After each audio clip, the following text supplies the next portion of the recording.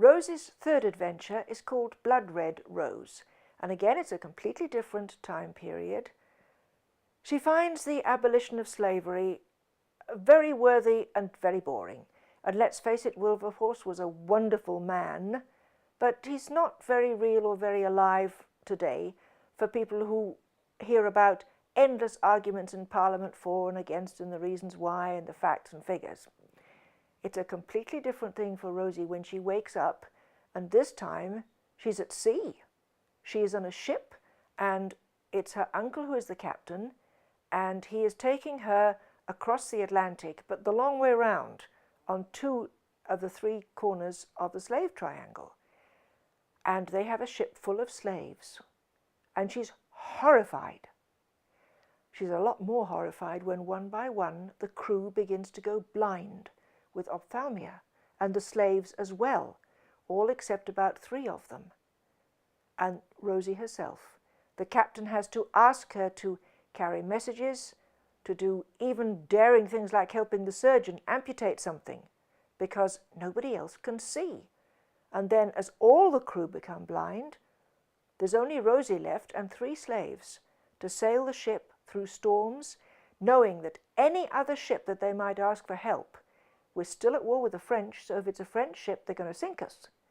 Slavery is now illegal and we're a slaver, so if the British ships catch us, they're going to take us in prison.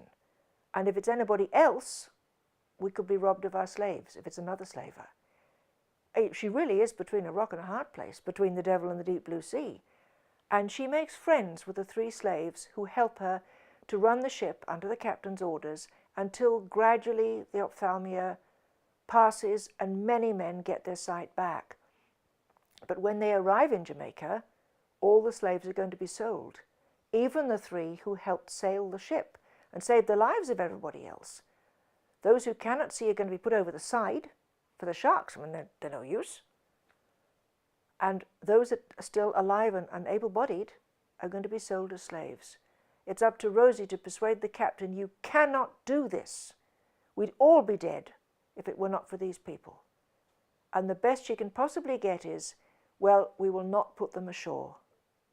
And we will take them back to England on the 3rd leg with us, and then they'll be free.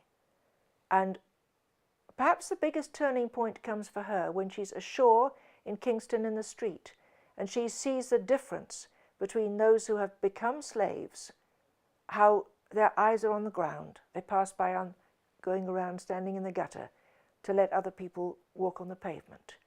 They no longer have any pride or belief in themselves. She cannot bear that this should happen to the people who sailed the ship through such desperate times with her. That's a new and different experience.